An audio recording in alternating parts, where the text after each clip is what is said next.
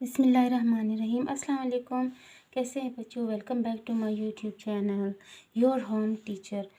تو آج ہم بک 1 میں آکسفورڈ کی جو بک ہے نیشنل کریکولم 2020 کی یونٹ نمبر 6 کریں گے۔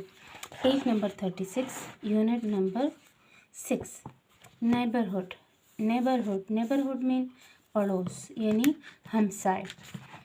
اس میں ورڈز ٹو لرن جو ہے وہ ہے نمبر 1 پہ locality.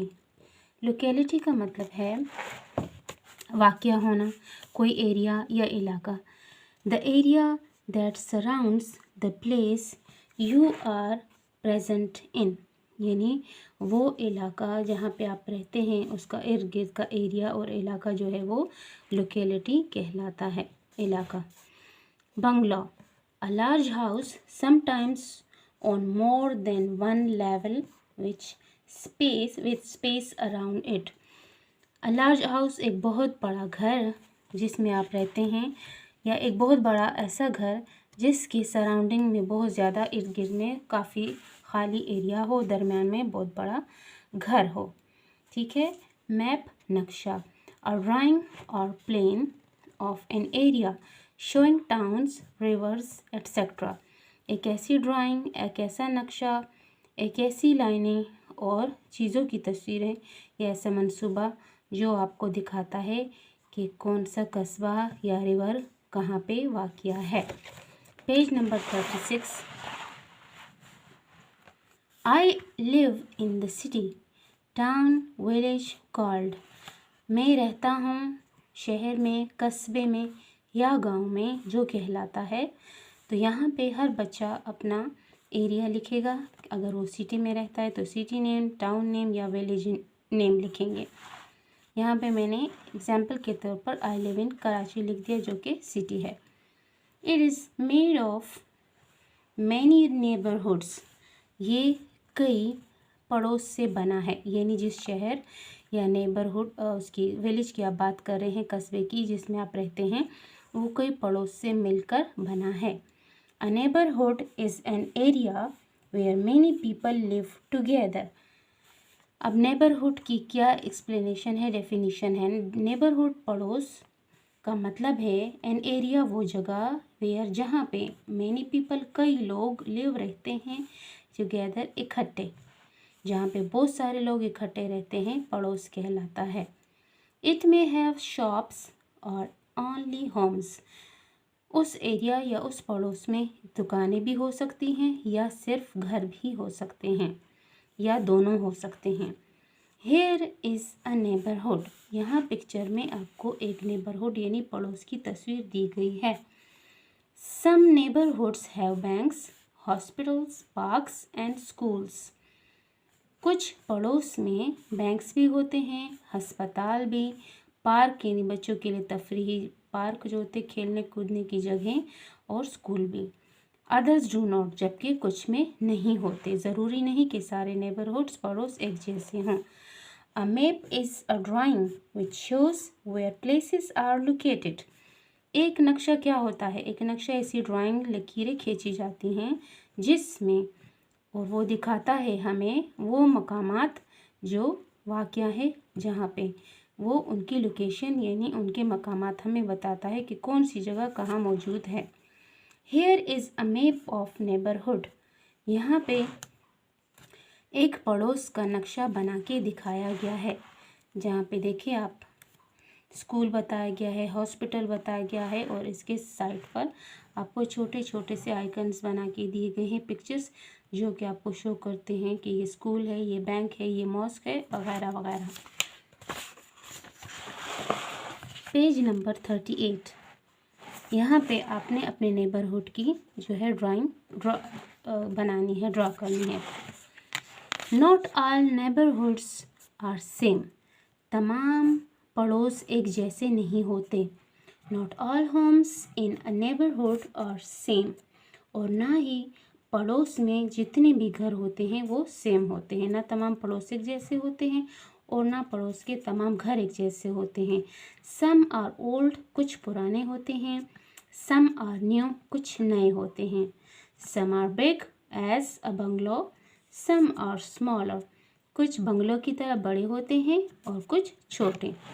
This is a flat और अपार्टमेंट बिल्डिंग। ये जो बिल्डिंग की तस्वीर आपको बताई गई है, ये किसी बंगले की तस्वीर नहीं है, ये एक बिल्डिंग है, इमारत है, जिसमें फ्लैट्स यानी कमरों की तरह छोटे छोटे घर मौजूद हैं। अब घरों की किस्में बहुत सारी होती हैं। पेज नंबर 39 पे देखेंगे, here are some types other types of Holmes.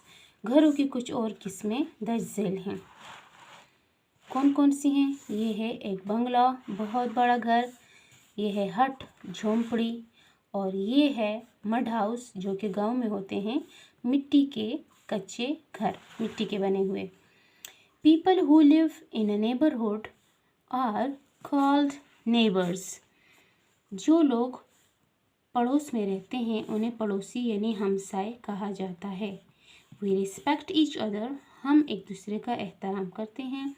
And help each other in need, और ज़रूरत में एक दूसरे की मदद भी करते हैं। नीड ज़रूरत, ईच अदर एक दूसरे की हेल्प मदद करना। All neighbours have the responsibility to keep our neighbourhood clean. तमाम लोगों की जिम्मेदारी है, जितने भी पड़ोस में रहते हैं, कि वो अपने एरिया यानी पड़ोस को साफ रखिए, हम सब की जिम्मेदारी है। We clean our house every day, हम अपना घर तो रोज़ाना साफ़ करते हैं।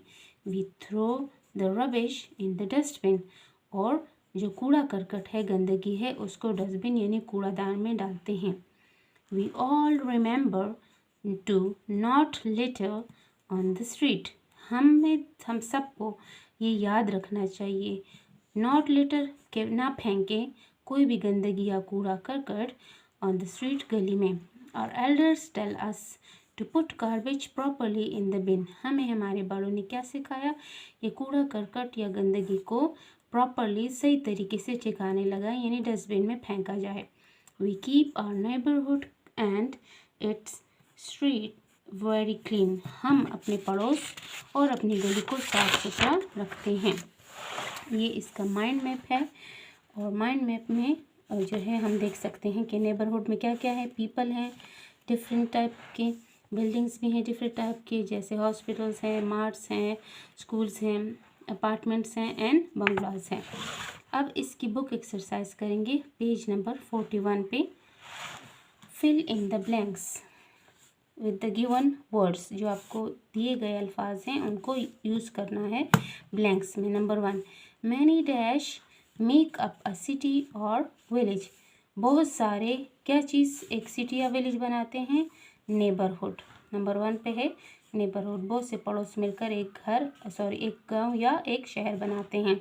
Number 2, not all neighbours are the same, तमाम पड़ोस एक जैसे सेम नहीं होते, यहाँ भी सेम लिखा हुआ है, इसको हम नंबर 2 में फिल करेंगे। Number 3, children must avoid throwing litter out of their homes in the order to keep the neighbourhood dash, बच्चों को चाहिए कि वो इस बात से ख्याल रखें, इस बात का कि गंदगी ना फेंके अपने घरों से बाहर, खासकर अपने पड़ोस में, और पड़ोस को क्या रखें, क्लीन, साफ।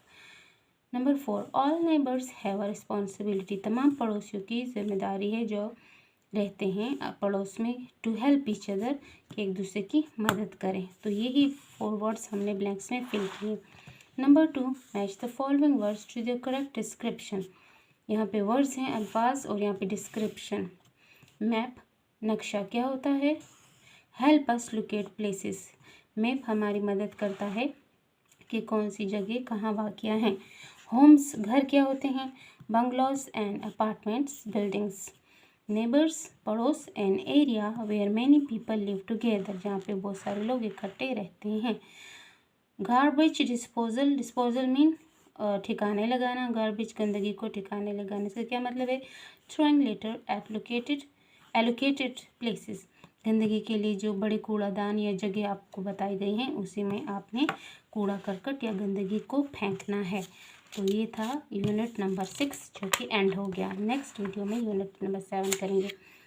अगर आपको वीडियो पसंद है तो please like, subscribe and share कीजिएगा। अल्लाह हाफिज़।